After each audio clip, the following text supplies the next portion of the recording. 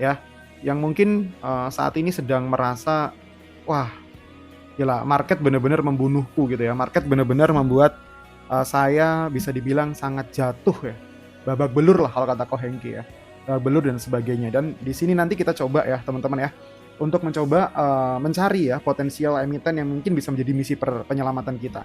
Nah, kemudian di sini Bapak Ibu saya sampaikan ya, di sini saya adalah founder dari Stockting dan saya sudah bersertifikasi Wakil Manajer Investasi atau WMI ya. Bisa Bapak Ibu lihat di sini sertifikasi saya disahkan oleh Otoritas Jasa Keuangan ya, dan juga saya sudah memiliki kemampuan dan juga memiliki izin ya untuk melakukan rekomendasi, melakukan review dan juga melakukan pendampingan kepada Bapak Ibu di sini khususnya untuk para pemula ya di dunia instrumen saham ya, sehingga nanti di sini Bapak Ibu tidak perlu khawatir ya bahwasanya nanti apa yang akan saya sampaikan di sini tidak akan ada yang sifatnya fair atau menakut-nakuti atau pom-poman ya atau mengepom-pom suatu emiten. Tenang aja, kami nggak ada seperti itu ya. Di sini kami fokus untuk melakukan analisa secara netral ya, baik emiten yang saya punya maupun yang tidak saya punya ya, seperti itu ya. Oke, untuk menu pada malam hari ini Bapak Ibu saya sampaikan ya, di sini nanti kita akan membahas ya terkait dengan misi penyelamatan atau misi bunuh diri ya, capital representatif dan juga tactical ya, aset triangle ya atau triage in violet market atau dalam kondisi market yang sangat dinamis dan juga lebih ke volatile sangat tinggi ya. Kemudian Bapak Ibu di sini kami nanti akan memberikan analisa terkait dengan prediksi pergerakan ISG seminggu ke depan ya, khususnya nanti analisanya langsung dari saya. Nah, kemudian Bapak Ibu yang di sini juga ya, yang saat ini portofolionya mungkin masih nyangkut dan sebagainya, nanti saya akan buka sesi tanya jawab ya. Akan saya open untuk sesi tanya jawab terkait dengan menanyakan suatu emiten ya, tetapi nanti boleh dibantu untuk tap layarnya terus sampai ke target ya. Nanti saya akan selingi dengan pertanyaan-pertanyaan dari teman-teman yang mungkin akan saya bacakan dan juga mungkin akan saya bahas ya di sini ya. Jadi tenang aja, teman-teman di sini fokus dulu terhadap apa yang akan kita sampaikan ya, karena memang di sini nanti saya akan berikan ke kalian ya cara untuk melihat pergerakan suatu barang ya, baik dengan metode dari technical dan juga metode analisis transaksi, karena nanti di sini saya akan gunakan dua analisis khusus ya. Analisis yang pertama adalah analisis transaksi, analisis technical, kemudian nanti yang kedua saya akan gunakan analisis transaksi ya, di mana nanti analisis transaksi ini Bapak Ibu ya jelas ya nanti akan terkait dengan potensi pergerakan harga saham ya yang disebabkan oleh pergerakan dari akumulasi dan juga distribusi ya para broker yang melakukan transaksi di emiten tersebut ya. Nanti kita akan cari dan kita lihat sama-sama. Karena apa? Kalau Bapak Ibu tahu sebenarnya atau Bapak Ibu cek ya, silahkan cek nih di daftar transaksi ya. Sebenarnya untuk net buy dari atau net dari net sell ya, net buy dan juga net sell dari transaksi asing Bapak Ibu itu per hari ini atau selama 3 bulan terakhir ya, itu sudah menunjukkan ya tanda-tanda penguatan. Kenapa Mas tanda-tanda penguatan ya? Yang pertama ya, penguatannya itu terkait dengan netnya. Jadi sekarang net transaction-nya untuk asing atau foreign ya, itu sudah mencapai posisi net buy. Ya, sudah mencapai posisi net buy untuk transaksi selama 3 bulan terakhir. Artinya kalau orang-orang bilang asingnya keluar, iya benar. Tapi selama 3 bulan terakhir ya, sejak market turun terus-menerus, itu sudah mulai ada tanda-tanda potensi akumulasi susulan, seperti itu. Oke, sekarang kita mulai Bapak Ibu ya. Saya mulai untuk penjelasan materinya ya. Di sini saya akan membahas ya terkait dengan apa misi penyelamatan ya, yang mungkin ya ini nanti bisa menjadi bisa menjadi dua hal yang sangat krusial ya. Menjadi dua hal yang sangat krusial. Maksudnya krusial gimana? Ini kita bisa menangkap mata pisau yang jatuh ya, bisa menangkap mata pisau yang jatuh, atau mungkin ya mencoba menangkap sesuatu yang bisa menyelamatkan kita atau bisa mengembalikan kita ke portofolio yang lebih sehat, atau mencari potensi ya terjadinya pengembalian atas kerugian yang sudah kita dapat dari capital gain yang bisa kita dapatkan dari emiten yang akan kita investasikan nanti. Ya, di sini beruntung buat Bapak Ibu semuanya yang baru terjun ke dunia pasar modal, khususnya di instrumen saham, yang saat ini masih punya cash on hand. Itu menurut saya adalah orang yang paling beruntung saat ini. Kenapa Mas paling beruntung? Karena mereka masih punya amunisi tanpa PR. Ya, mereka punya amunisi baru tanpa PR, otomatis peluang untuk mendapatkan keuntungan dan juga ketenangan hati itu lebih tinggi ya dibandingkan teman-teman yang di sini mungkin saat ini sedang nahan floating loss. Ya, saat ini mungkin sedang nahan floating loss. Lebih dari 21 juta SID atau 21 juta orang ya yang punya akun pribadi untuk melakukan investasi, itu pasti posisinya saat ini mungkin loss minimal di 20%, 10 sampai 20% itu minimal. Ya, tidak bisa menutup kemungkinan itu. Kenapa? Karena semua saham yang diinvestasikan pada saat ini ya Bapak Ibu itu minusnya lebih dari 20 sampai 30% penurunannya. Ya, di sini judul yang saya beri adalah misi penyelamatan dan juga misi atau misi bunuh diri. Ya, di sini nanti saya akan menjelaskan Bapak Ibu terkait dengan apa? Ya, terkait dengan risk management ya. Seperti biasa saya selalu ulang-ulang untuk risk management dan juga tujuannya. Ya, tujuan daripada hari ini, dari live hari ini adalah untuk mencari ya atau untuk memberikan informasi kepada Bapak Ibu terkait dengan potensial ya saham-saham yang saat ini layak untuk coba dilihat dan juga layak untuk coba diinvestasikan. Baik itu untuk jangka panjang, baik itu untuk trading atau untuk jangka menengah. Ya, dan juga nanti di sini akan saya sampaikan terkait dengan emiten-emiten yang mungkin akan kami hindari ya selama terjadi konfirmasi penurunan dari IHSG. Oke, sebelum masuk ke sebelum masuk ke pemateri hari ini ya, kita tentunya harus membaca dulu terkait dengan calon potensi pergerakan IHSG besok. Ya, IHSG besok tuh potensinya seperti apa Mas Ade ya? Kalau misalkan kita lihat Bapak Ibu ya, dari saham yang saat ini, dari harga saham pergerakan hari ini ya Bapak Ibu ya, atau kemarin ya lebih tepatnya itu saham turun sampai hampir 5%, kemudian ditarik naik sedikit di pre-close ya, menuju area sekitar 5.595 atau di bawah 5.600. Nah, kalau kita lihat Bapak Ibu secara teknikal ya, ini potensi untuk lanjutan penurunan masih tinggi sekali. Ya, potensi untuk lanjutan penurunan masih tinggi sekali, kemungkinan besar ya akan menyentuh area support yang ada ya atau yang terbentuk ya Bapak Ibu setidaknya 5 tahun yang lalu ya. Setidaknya 5 tahun lalu di tahun berapa ya? Sekitar di area 5.360. Ya, area supportnya itu di area 5.360. Trendline-nya di berapa Bang? Kalau misalkan trendline-nya area reversal atau area demand kuat di area berapa ya? 5380 Bapak Ibu ya sampai dengan area 5.200. Kenapa ini menjadi area demand kuat menurut saya? Karena pada saat itu Bapak Ibu IHSG itu adalah titik terendah dan titik paling jatuh, paling dalamnya. Ya, titik terendah dan titik jatuhnya itu IHSG pada saat itu tahun 2020 ya pasca crash Covid Bapak Ibu, itu turunnya kalau Bapak Ibu tahu ya itu nyaris 60%, bahkan 60% up.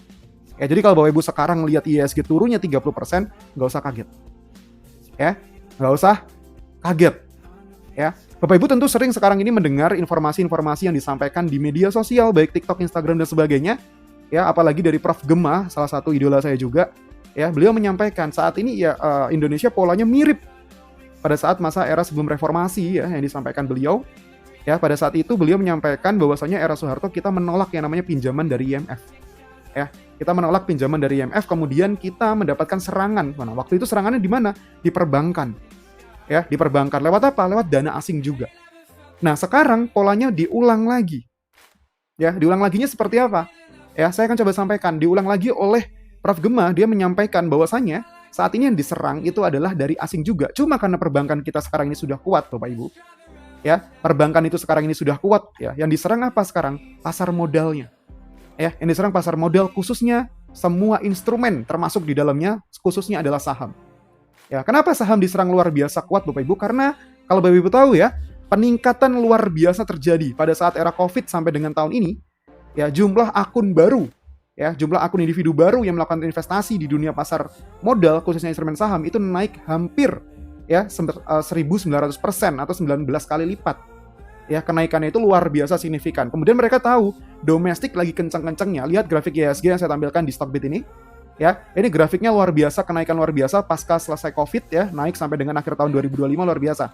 Nah, di sini demand-nya banyak banget. Dari mana? Dari domestik. Kenapa? Karena net foreign di tahun 2025 itu net sell. Ya, net foreign tahun 2025 itu net sell Bapak Ibu. Ya, yang net profit siapa?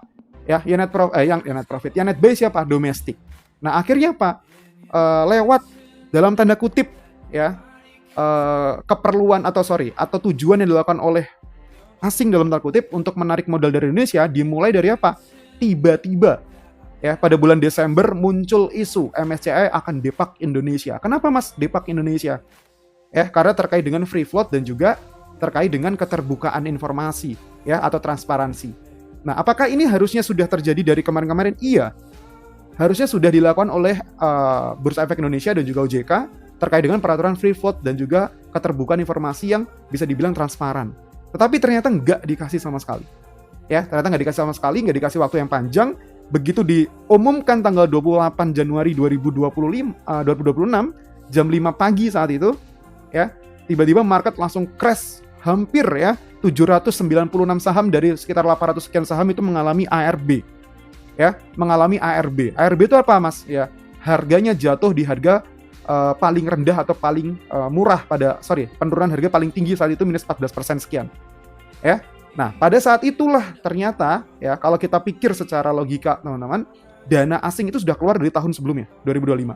Kemudian di Desember diangkat lagi sama domestik, pas di Januari di drop luar biasa. Ya, nggak selesai sampai situ, teman-teman. Setelah aturan free float dan sebagainya, tentu perusahaan-perusahaan besar seperti Tepia, seperti DSSA, seperti AMMN dan sebagainya, ya, perusahaan-perusahaan yang punya free float TAPG dan sebagainya ya, perusahaan-perusahaan yang punya free float kurang dari 15% tentunya tidak akan bisa menyesuaikan secepat itu. Ya, rebalancing-nya dimulai bulan Mei, bulan Juni, pengumumannya ya, penerapannya, kemudian nggak bisa lah waktu secepat itu, pasti perlu proses. Akhirnya apa? ISG, Bursa Efek Indonesia sama OJK baru mengadakan rapat untuk apa? Mengatur ini sampai ganti itu kepalanya dan sebagainya waktu itu.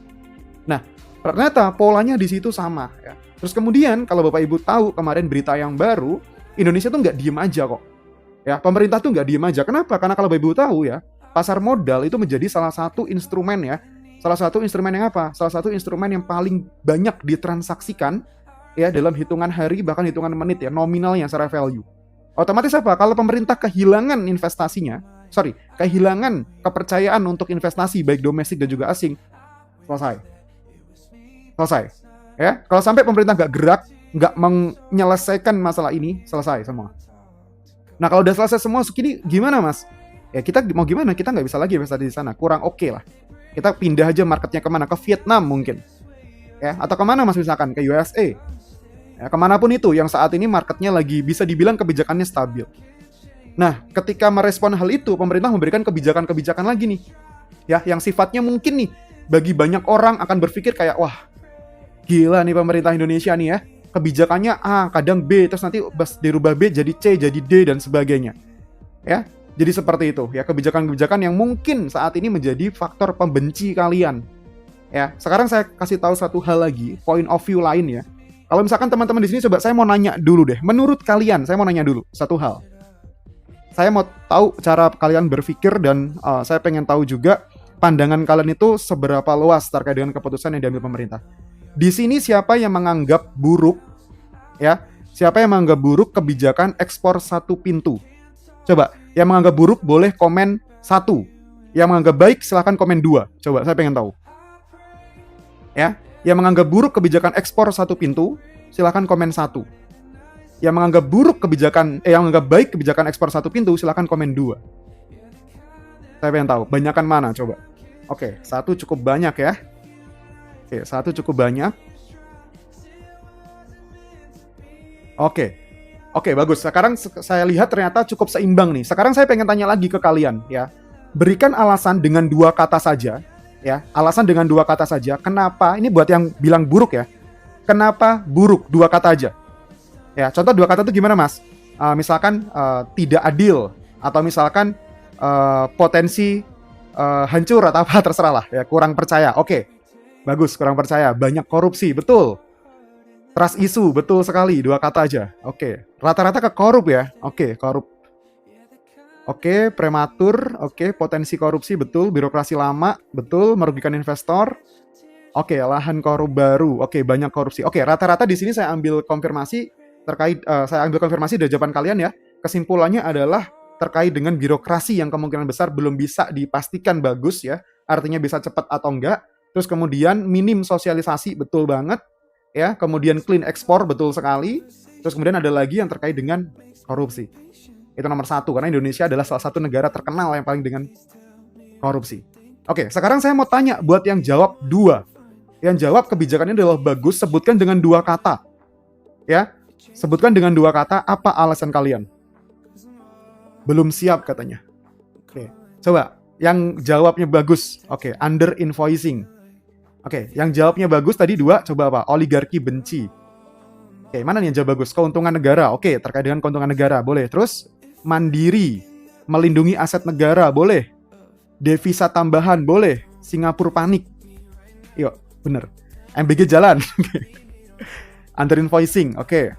Seperti terminal, oke. Controllable, oke. Kemandirian, Mas, betul. Terkontrol, betul. Transparan. Narik dolar, yes right. Terus like China, oke. Indonesia bangkit, oke. Dikit nih yang dia devisa untung, dapat organisir, mudah dipantau, jaga aset, seperti saham 10 tahun 3%, apa tuh? Mafia ekspor tergerus, oke. Tidak diatur oleh ante-ante. Oligarki nggak bisa maling, oke. Goreng saham, oke. Devisa maksimal. Penguatan rupiah, oke. Bagus.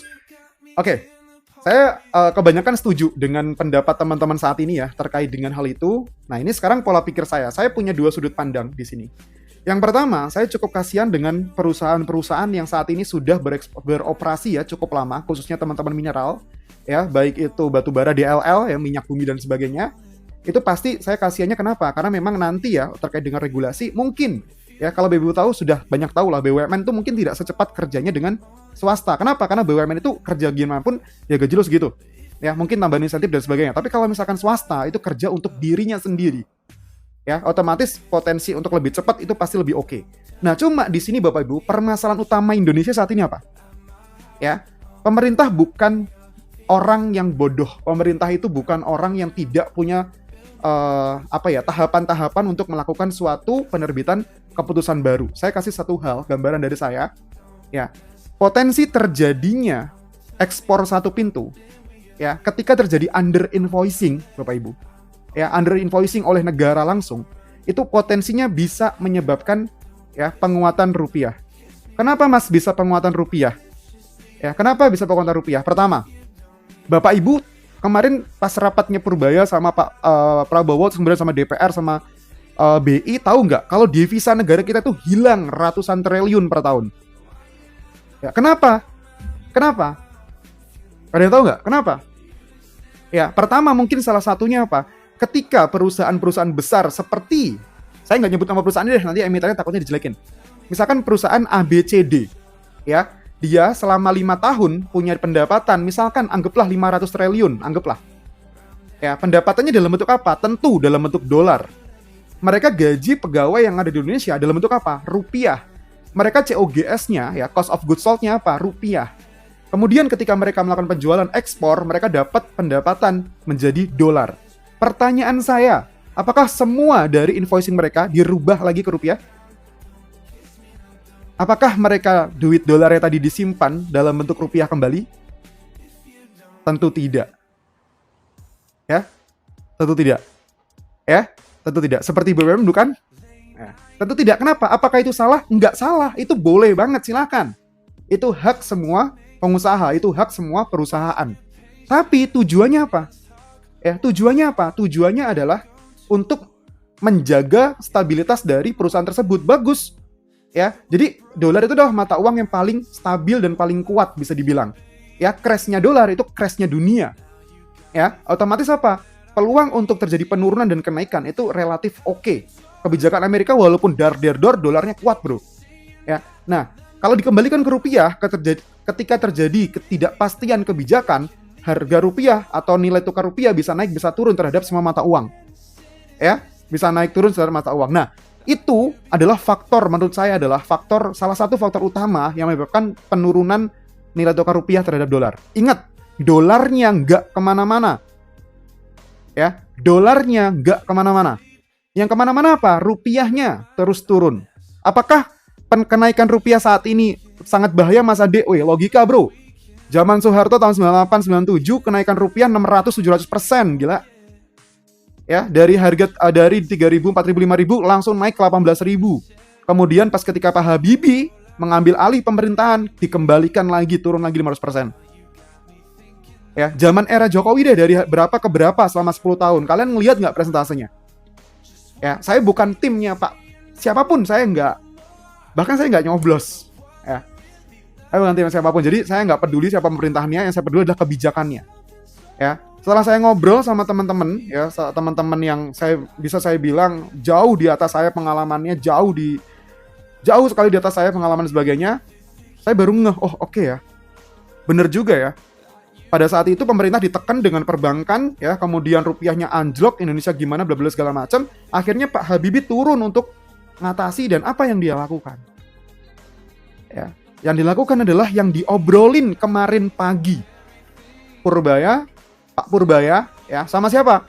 Pak Purbaya sama DPR, kemudian sama Direktur BI kumpul tuh. Saya upload tuh di TikTok and Stockting, kemudian banyak yang bilang, wow, cuma ngobrol-ngobrol aja itu. Ya, itu cuma ngobrol-ngobrol aja, itu cuma nggak jelas lah, nggak ada intinya. Cuma kalian lihat lagi postingannya di situ. Ya, di situ sudah saya jelaskan arahnya kemana, dia balik lagi nih. Ya, BI akan menaikkan rate-nya, kemudian mengambil lagi uang yang kemarin didistribusikan ke perbankan. Tujuannya untuk apa? Supaya orang menggunakan rupiah lagi.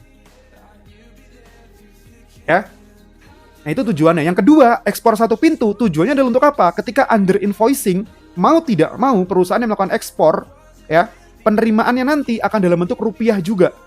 Artinya apa? Rupiahnya laku, bro. Ingat prinsip demand and supply. Di seluruh dunia, demand and supply itu paling penting. Kenapa dolar bisa tinggi? Demand-nya tinggi banget, gila. Demand-nya luar biasa tinggi.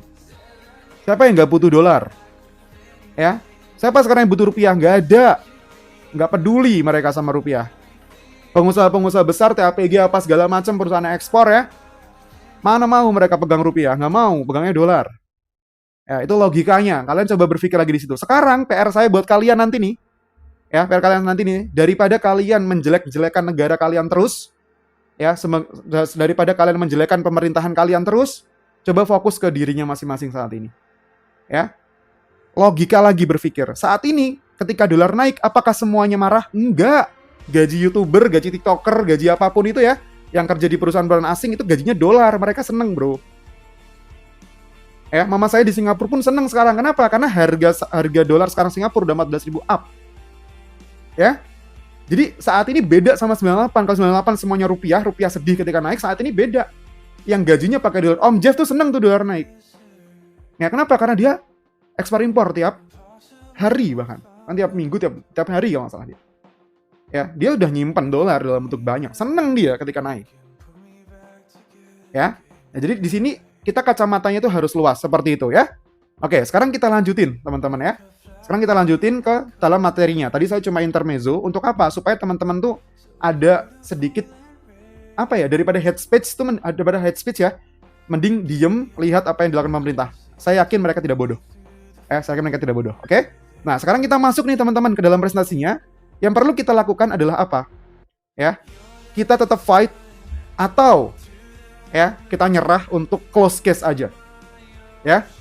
Kita nyerah atau close case aja. Nah, sekarang kalau misalkan kita mau coba fight teman-teman, mau coba untuk habis-habisan di sana, ya, habis-habisan itu maksudnya apa? Jangan nambah portofolio dulu ya. Jangan top up RDN dulu. Kenapa? Karena kita harus gunakan yang ada dulu.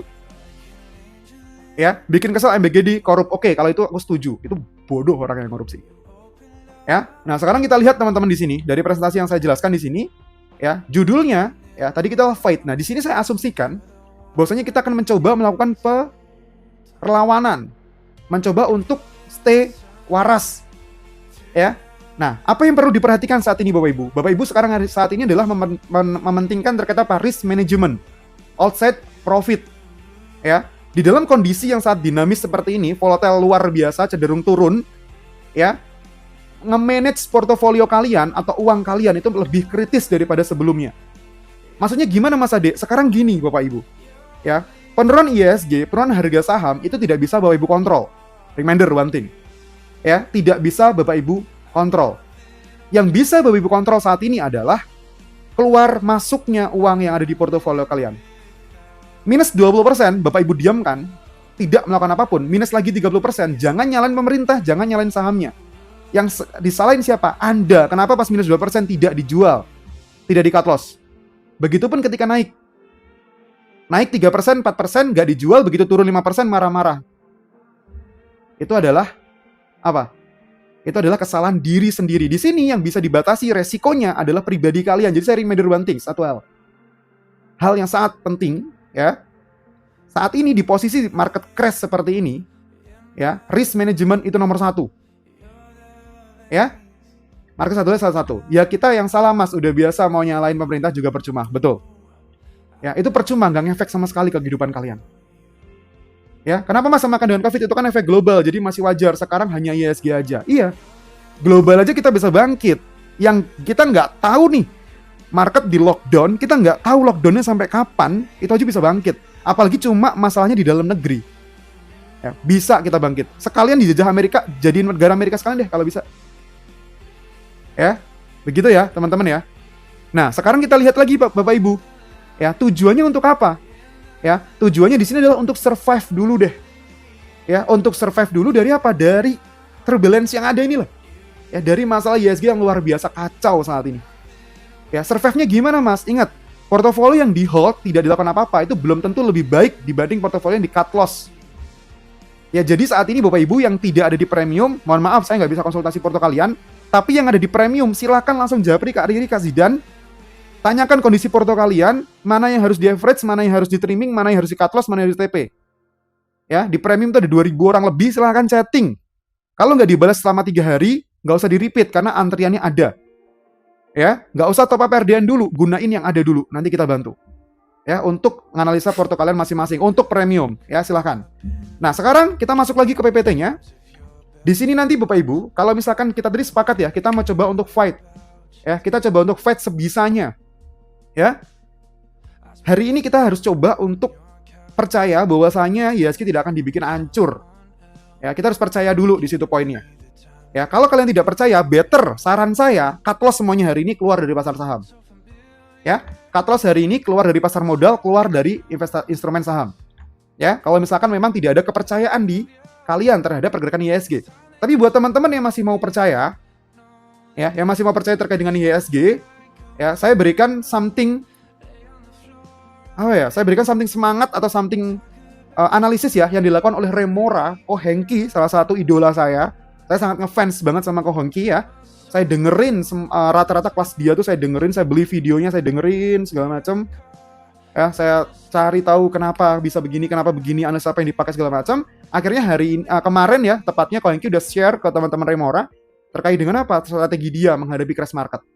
Kemudian saya ambil di sini, ya, saya tambahin, saya kurangin, saya edit intinya. Ya, izin Kohenki ya, kalau misalkan Kohenki ada di sini ya, saya ambil karena ini banyak tersebar di sosial media, jadi saya coba untuk melakukan saya buatkan presentasinya untuk teman-teman di sini yang mungkin tidak punya cukup dana atau waktu untuk belajar lebih tinggi lagi atau lebih banyak lagi. Ya, kalau masih tetap berharap kita mulai.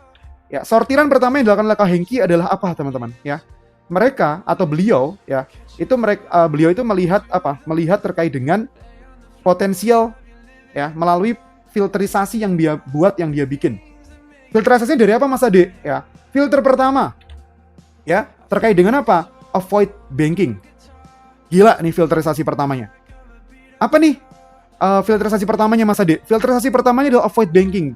Kohenki tidak merekomendasikan, ya. Beliau memang tidak pernah merekomendasikan, ya. Intinya gini, beliau menyampaikan, atau saya deh yang menyampaikan deh, ya, karena ini presentasi Stockting, ya. Hindari dulu sektor perbankan. Hindari dulu sektor perbankan. Bukan perbankan jelek, bukan.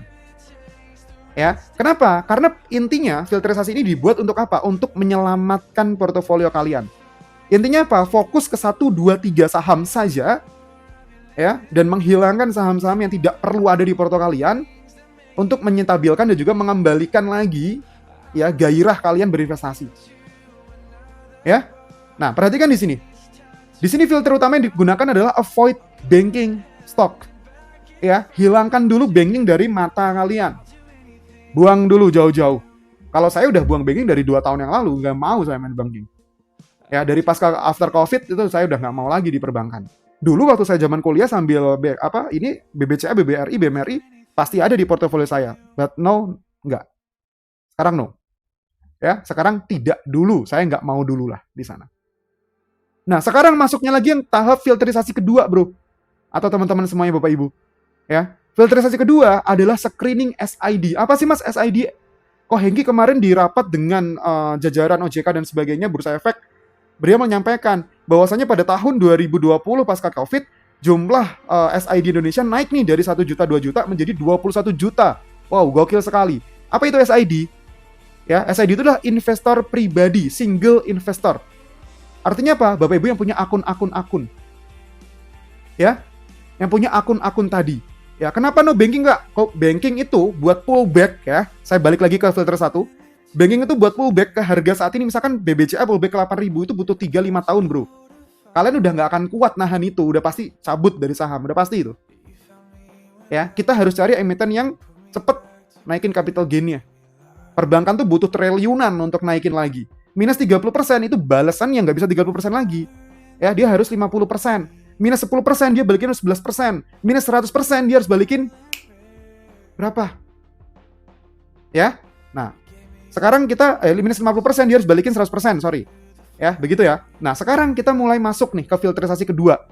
Ya, screening SID. Lihat saham-saham mana yang ditinggalkan oleh SID tersebut. Ya, artinya apa?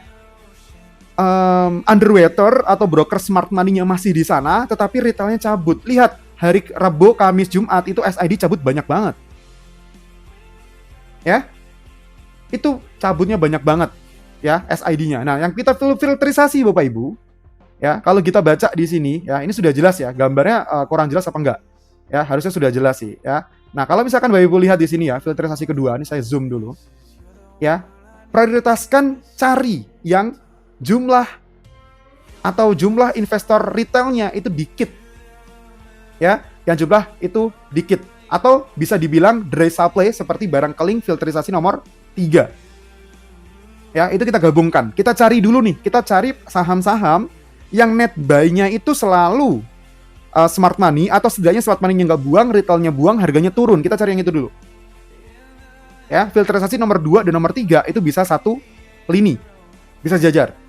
Nah, yang keempat Bapak Ibu, itu adalah apa? Clear stakeholder agenda.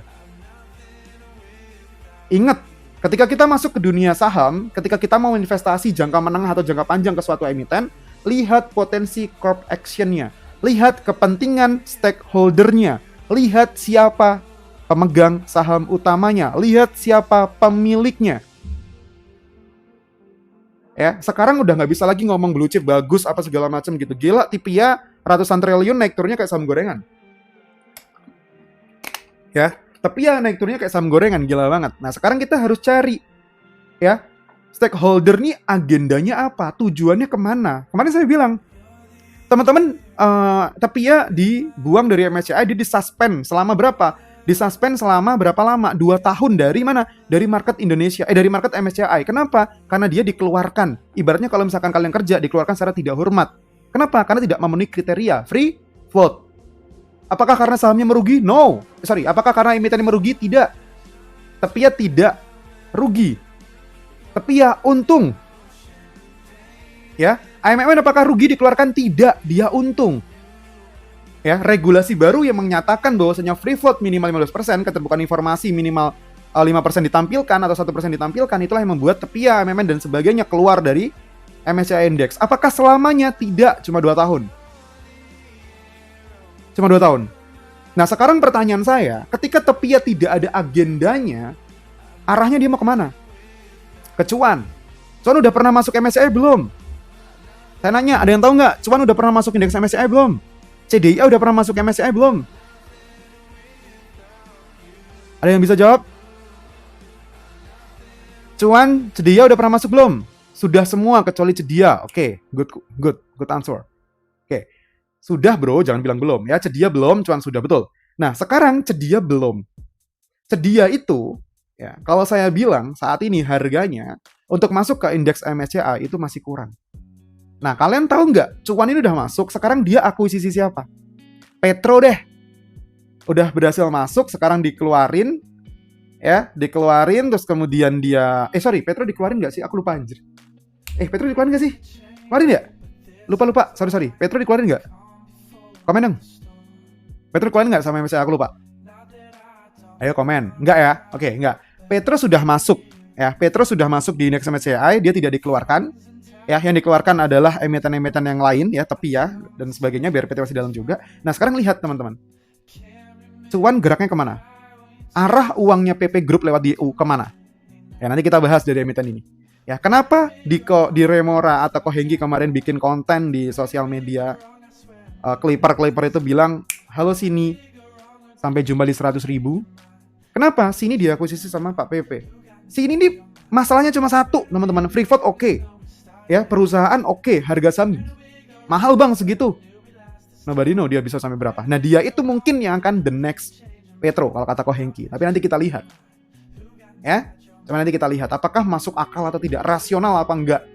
Ya, free floatnya gimana segala macam nanti kita lihat pakai website khususnya. Ya, website khusus kita nanti. Apakah dia sudah memenuhi regulasi untuk MSCI? Kenapa? Karena Indonesia kalau misalkan nanti tanggal 18 Juni tidak dikeluarkan dari emerging market, insya Allah masih aman. Ya, insya Allah masih aman. Emiten apa bang? Ntar aja. Ya, lanjut ke filterisasi nomor 5. Ya, di sini filterisasi nomor 5 adalah live to fight. Tadi yang saya bilang. Yang difilter bukan emitennya, yang difilter adalah kalian dan juga stakeholdernya. Kalau stakeholdernya nggak jualan barang, kalau broker broker smart money-nya nggak jualan barang, kalian juga masih mau fight, ayo kita lanjutin webinarnya. Tapi kalau misalkan enggak, ya udah nggak usah.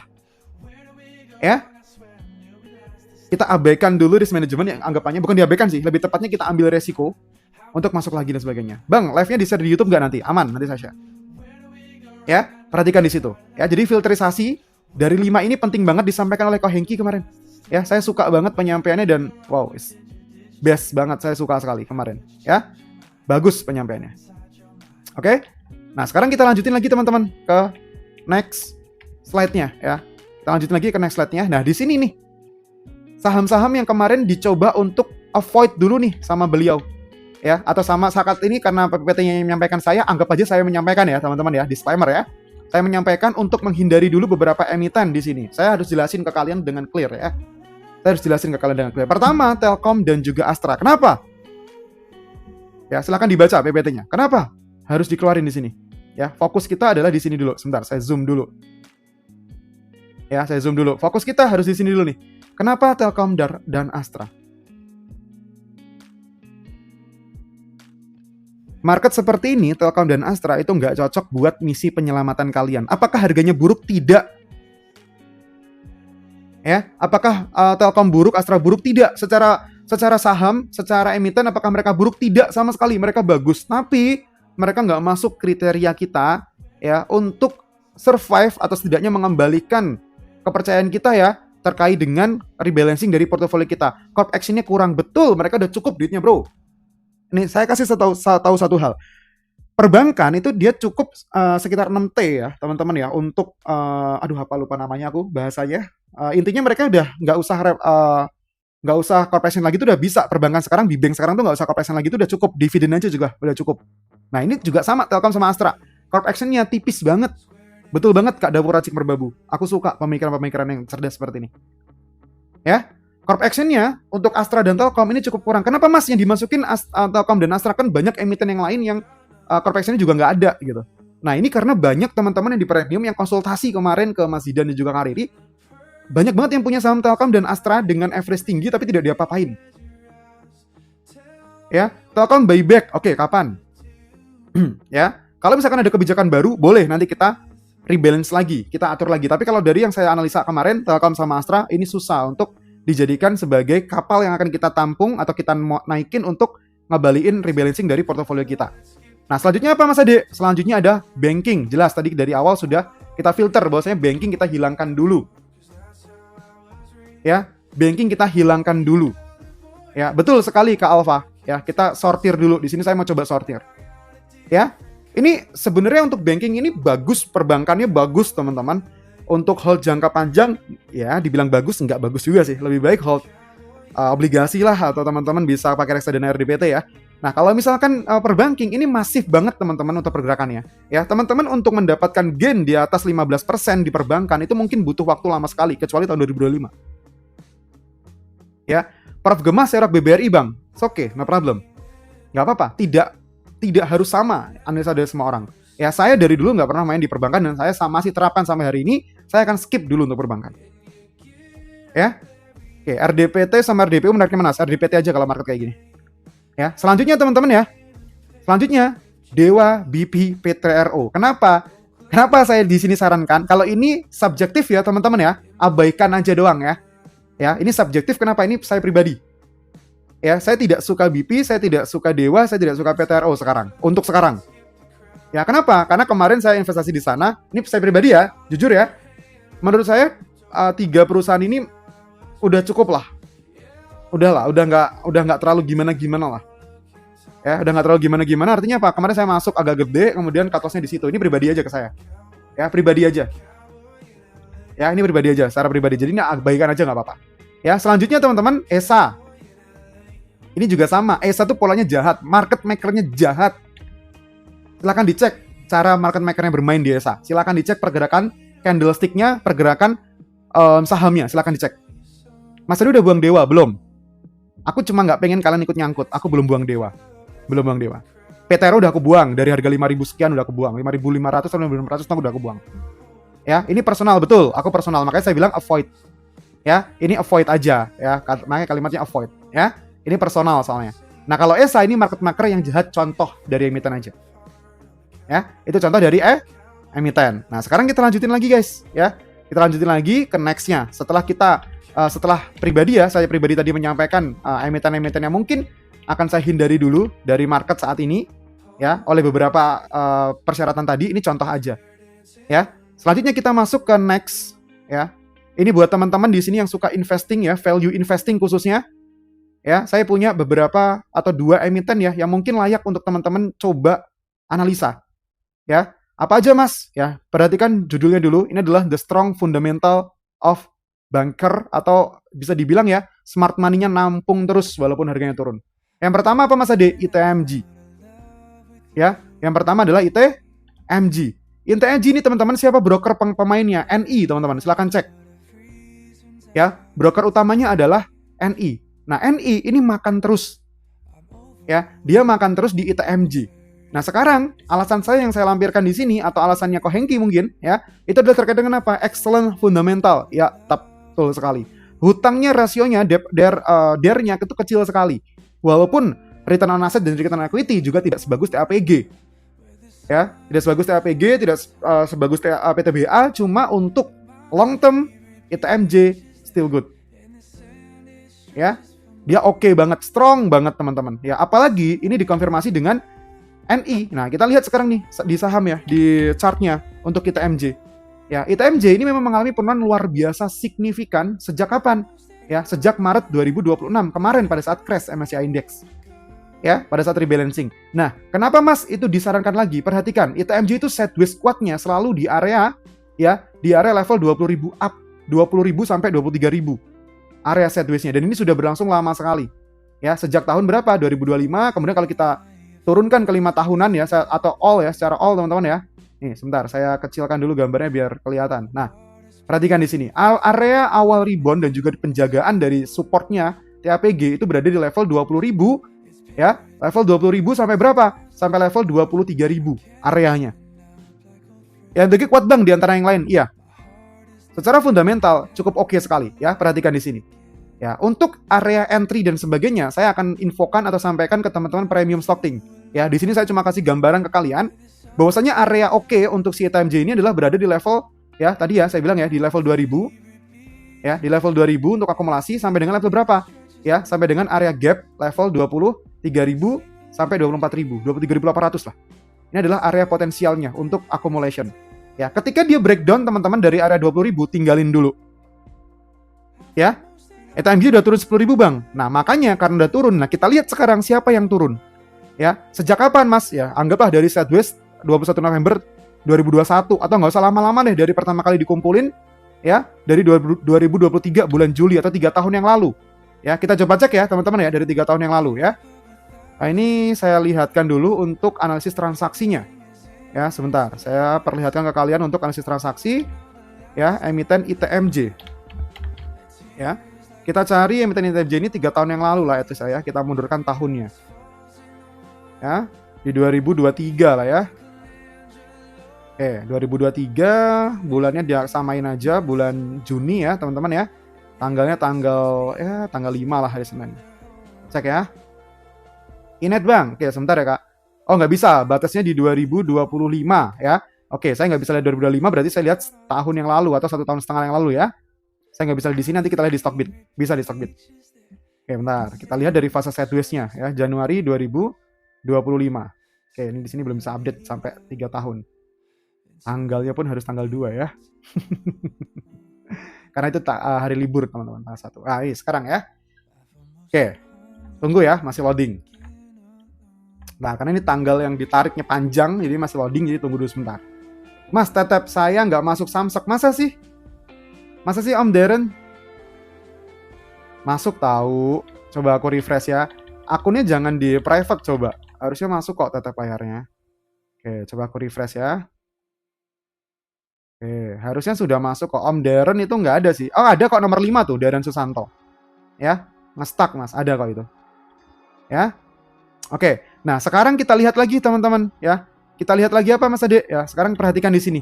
NI, seperti tadi saya bilang, NI ini adalah broker utama yang melakukan akumulasi besar di emiten ITMJ. Perhatikan di sini, NI masih nomor 1. Ya, NI di sini masih nomor 1. Ya. Nah, terus kemudian lihat teman-teman di sini, AKBK ini adalah asing. Ya, AKBK sama asing. Nah, kita lihat dulu perilaku brokernya. Perhatikan, NIZP ini adalah smart money-nya. Di mana NI dan ZP menjadi 4 besar dari akumulator yang masih dijaga sama si ITMJ. Ya, kemudian apa? Ya, kemudian kalau dilihat lagi dari pelaku broker, AK dan MG ini masuknya adalah trader sebenarnya. Ya, sebenarnya masuknya adalah trader, tetapi mereka masih bermain di sana. Ya, perhatikan di sini, lihat. Transaksi NI ini luar biasa sekali. Lihat pasca crash, perhatikan pasca crash. Ya, ini Desember, Januari, lihat ya, ini Januari ya, setelah crash ya. 29 Januari ya, 28 Januari lihat ya. Dia malah nampungin barang. Udah gila nggak? Ini tanggal crash nih. Ya, nampungin barang, lanjutin lagi, dia jualan tipis-tipis, ya, cuma nampunginnya gede banget, perhatikan lagi. Ya, ini dia jualan distribusi bulan Maret, ya, kemudian dia nampung lagi, jualannya nggak nyampe 100.000, 20.000, tapi belinya lebih dari 20.000, perhatikan. Ya, perhatikan, jualnya cuma ratusan, belinya ribuan, perhatikan. Nah, di akhir-akhir ini, teman-teman, hal yang saya melihat saya janggal sekali TMJ, NI nampung banyak banget di bulan Juni, sejak tanggal 2 sampai hari ini. Ya, gelok transaksinya, bro. Ya, miliaran transaksinya, ya, lebih dari 10 miliar per hari.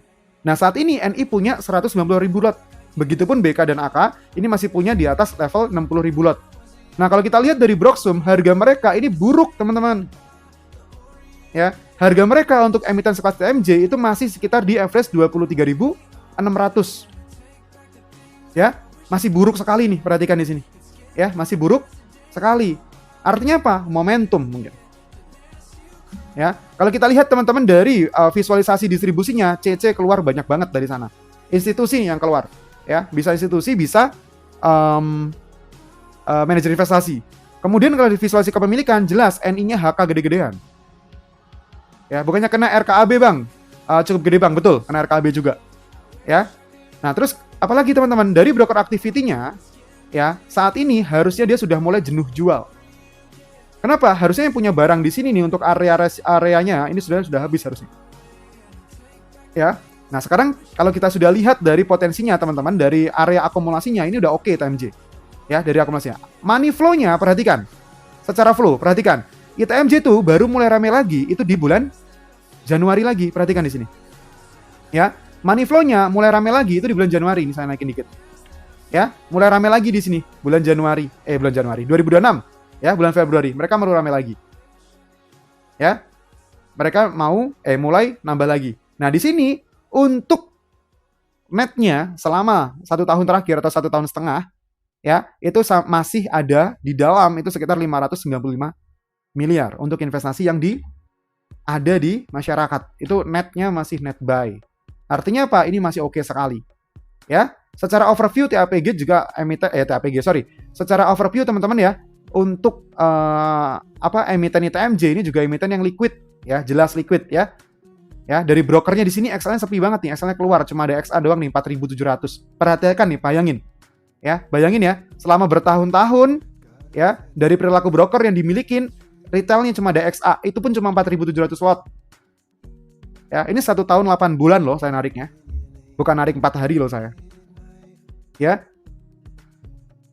Ya, oke seperti itu ya. Jadi ini salah satu gambarannya. Untuk trading plan-nya saya cuma bisa berikan ke premium nanti.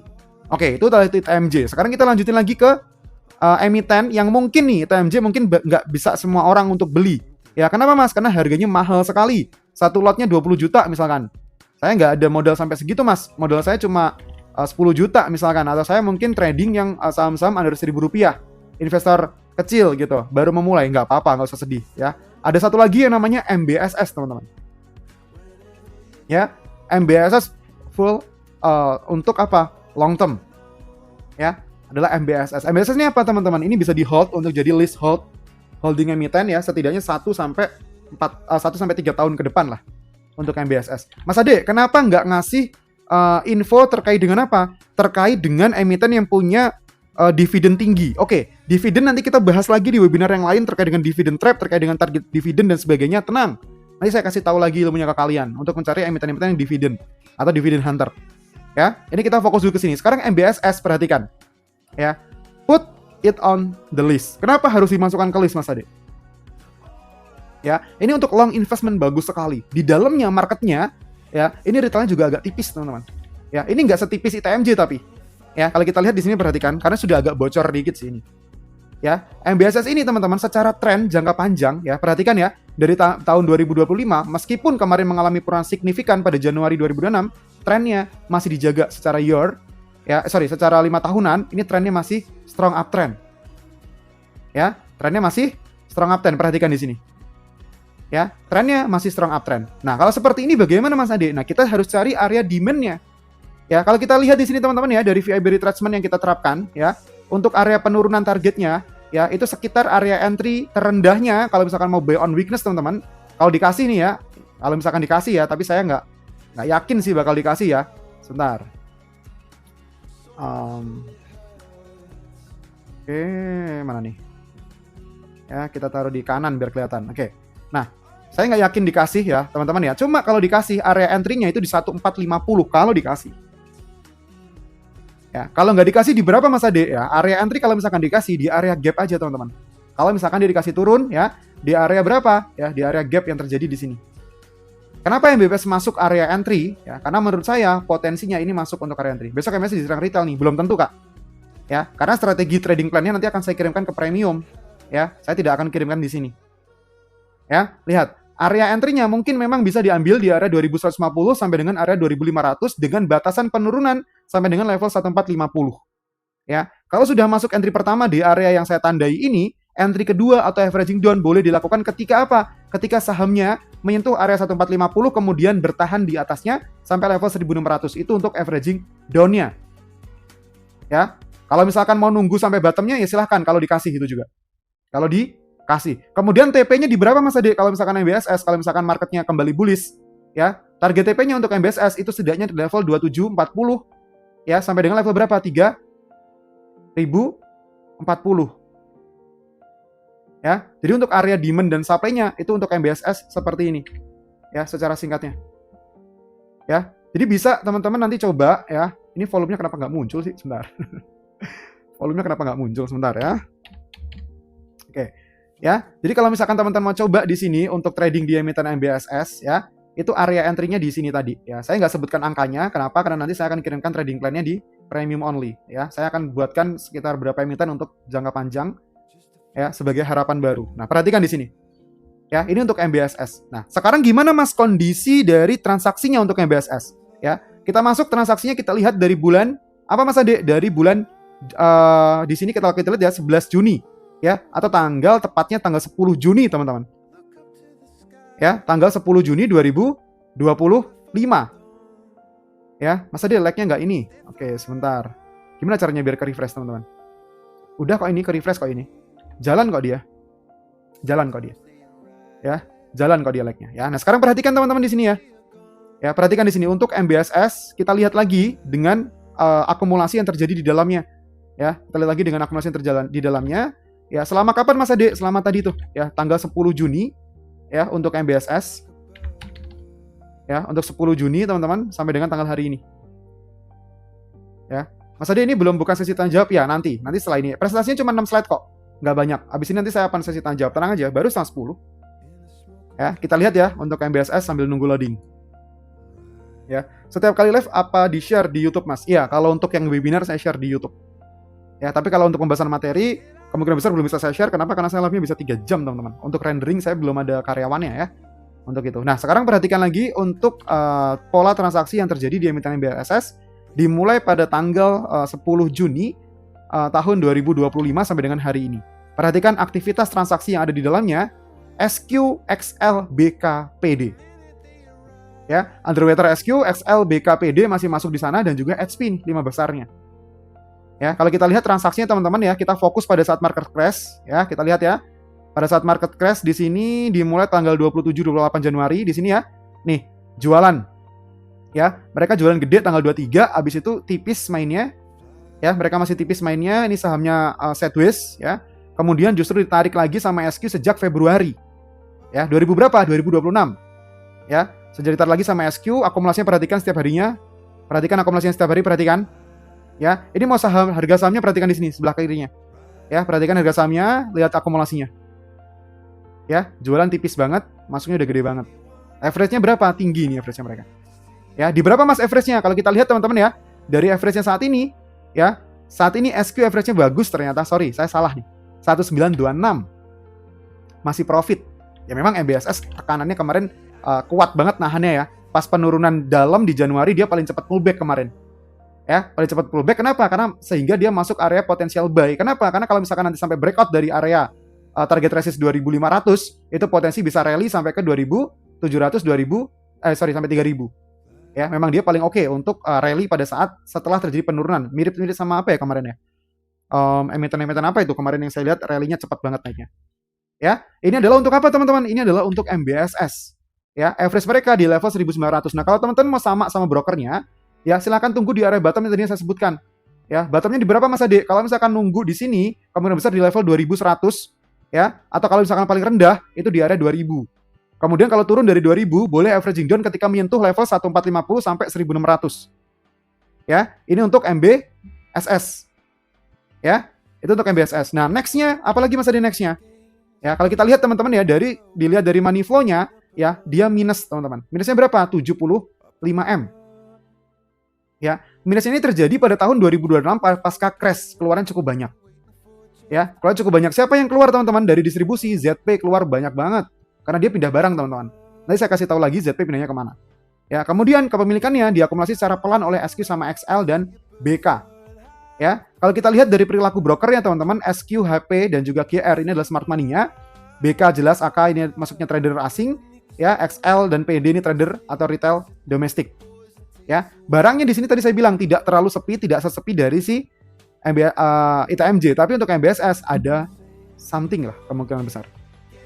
Ya, cuma ini disclaimer on ya, ini bukan ajakan jual atau beli. Nah, kemudian teman-teman kalau kita lihat dari pergerakannya ya, atau dari broker activity ya, ini kalau misalkan dia naik ya, break dari area 2500, ini menarik. Tapi kalau turun lagi, teman-teman perhatikan ya, kalau sampai turun dari level 2000, jangan dibeli dulu ya. XQ-nya jualan kemarin Bang, iya lihat, jualannya kecil banget. Lihat jualan cuma berapa lot itu. Ya, cuma 5000 lot. Ya, dia masih punya barang banyak banget bro. Ya, dia masih punya barang banyak banget. Ya, kalau dia nggak jualan, nanti aktivitinya nggak gerak, nggak menarik untuk market masuk. Ya, area sideways squat di area 1600. Pokoknya kalau misalkan di 1450 sampai 1600 itu boleh akumulasi lagi atau nambah lagi kalau misalkan teman-teman belum punya barang atau mau melakukan averaging down. Ya, buat yang belum punya area buy pertama bisa di level harga saat ini ya, mentok di 2000. Kalau jebol 2000, nggak usah beli dulu, nggak usah averaging down dulu, tunggu di 1450 sampai 1600. Ya, targetnya di berapa Mas untuk MBSS? Boleh di-share? Oke, saya kasih gambaran simpel aja ya untuk targetnya. Ya, kalau untuk target kenaikannya tadi sudah saya gambarkan di Stockbit ya. Areanya di level 2750 atau 2700 sampai di 3000 3020 3050. Ya. Gitu ya. Ini untuk MBSS. Oke, kita sudah kasih beberapa emiten ya yang kemungkinan besar menarik untuk long term. Ingat, ini untuk long term, bukan yang beli hari ini 2 hari lagi naik, bukannya seperti itu. Ya, ini untuk long term-nya. Nah, tadi ini kita sudah balik ya ke sana ya. Kita sudah balik ke emiten yang untuk long term-nya. Sekarang kita masuk ke emiten yang paling disenangi sama teman-teman di sini. Apa nih? Emiten untuk trading. Ya, yang volatilitasnya masih bagus. Walaupun volatilitasnya bagus, setidaknya kalau turun akan dijaga dulu nih. Ya, setidaknya walaupun kalau misalkan dia turun, potensi untuk dijaganya dulu itu lebih oke. Itu lebih kuat. Ya, itu lebih menarik. Nah, apa itu Mas emitennya? Perhatikan di sini. Ya, itu ada emiten emas, MDKA, MBMA, ADMR, ADRO, AMNM, Inco, DSSA, dan ada beberapa lagi sebenarnya, seperti Mina dan sebagainya. Ya, kenapa menarik Mas Ade? Perhatikan, ya. Di sini untuk MDKA dan emas jelas ya, mereka punya trading value yang cukup gede. Ya, kemarin sempat masuk top value, top volume, kemudian top gainer, dua ini selama minggu lalu mereka menguasai market ya, mendongkrak IHSG untuk tidak sampai ke trading halt ya, cukup oke. Ya, silakan dilihat di situ smart money-nya masih beli terus ya. Foreign transaction juga masih oke ya teman-teman ya. Kalau misalkan di sini saya tambahkan indikator foreign ya. untuk akumulasi dari foreign ya, dari foreign flow. Oke, dari net buy and sell foreign ya teman-teman ya. Net buy and sell foreign, kemudian saya tambahkan lagi indikator untuk bandar accumulation ya, sebentar. Oke, ini sekalian saya share deh indikator buat kalian nih, kalau misalkan belum punya ya. Atau tools ya, lebih tepatnya tools sih.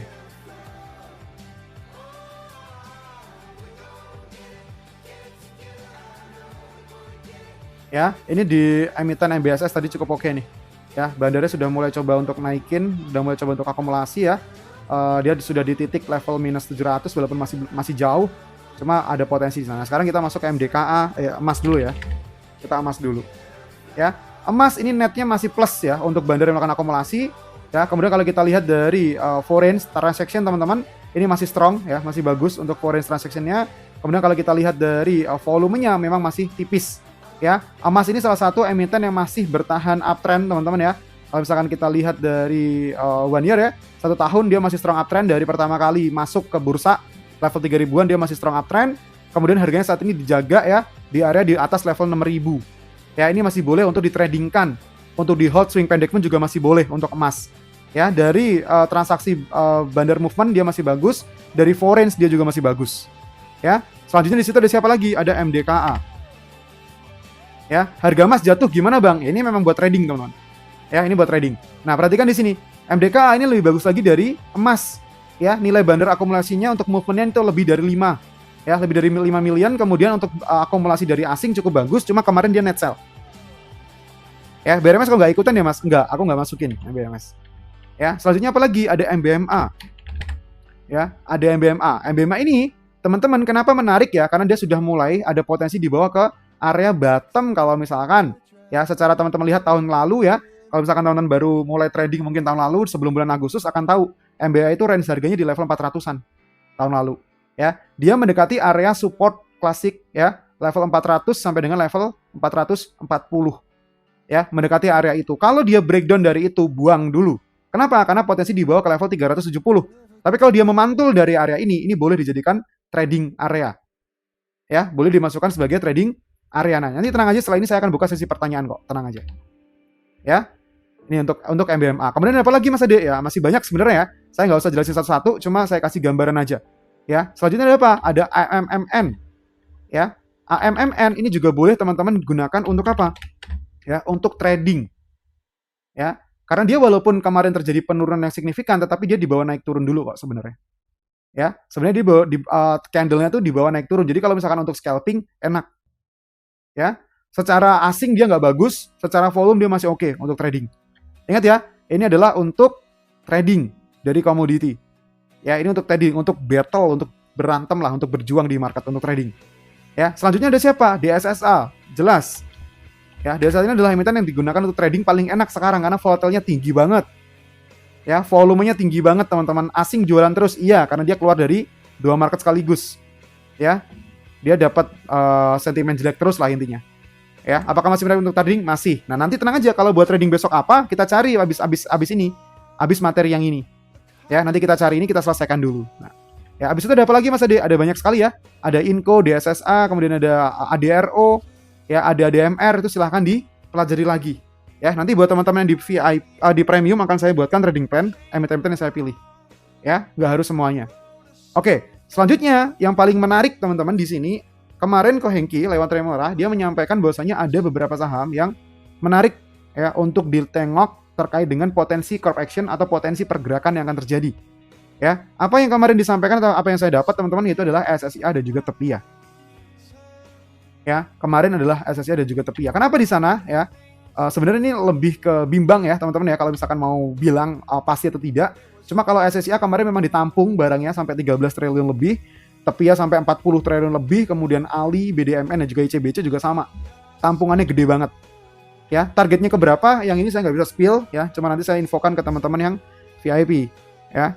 Nanti saya obrolin dulu. Kemarin kita ada cut loss juga di SSIA. Kenapa? Karena sepertinya tidak valid atau tidak jadi ada transaksi besar untuk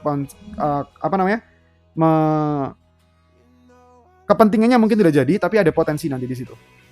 Ya. AHA sama itu sama-sama Remora nggak sih? Enggak dong. Enggak dong, beda dong. Beda. Ya, beda Remora itu Hengke, kalau AHA itu ke Stockwise ya. Gitu ya. Jadi kalau misalkan kita lihat di sini teman-teman ya, untuk Ali, BDMN dan juga ICBC ini juga menarik ya. Silakan nanti perhatikan untuk kalimatnya ya, sudah saya sampaikan di sini ya.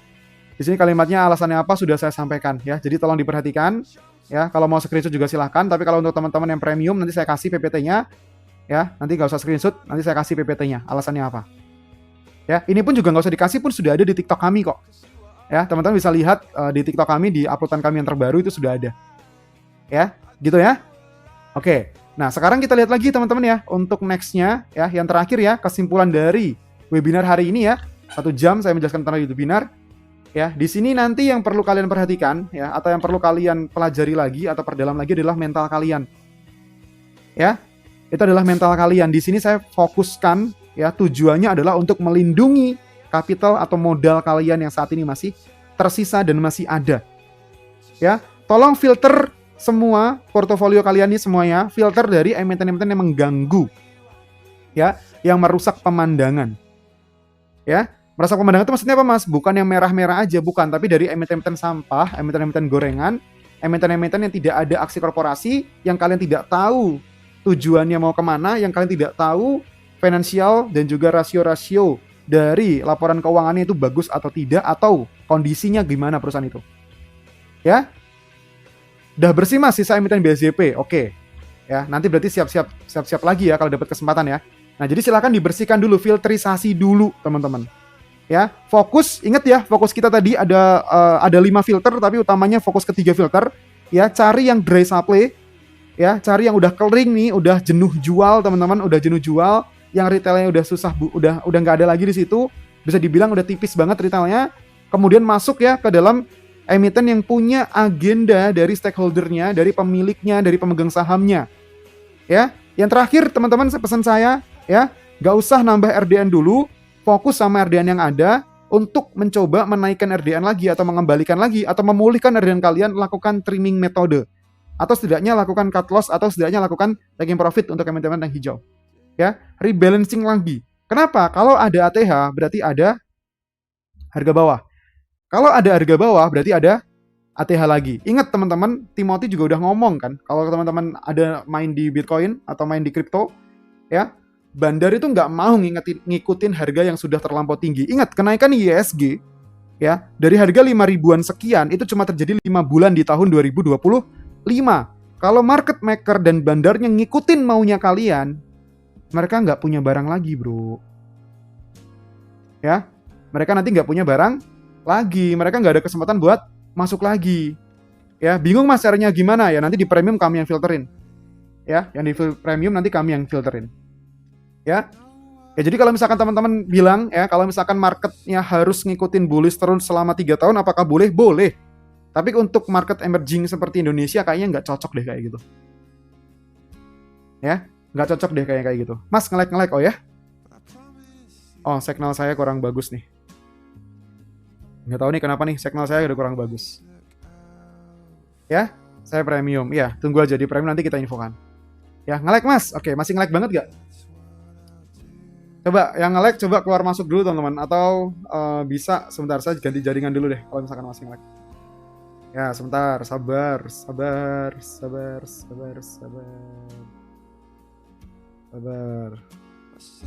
Sabar ya. Signal lagi kurang bagus teman-teman.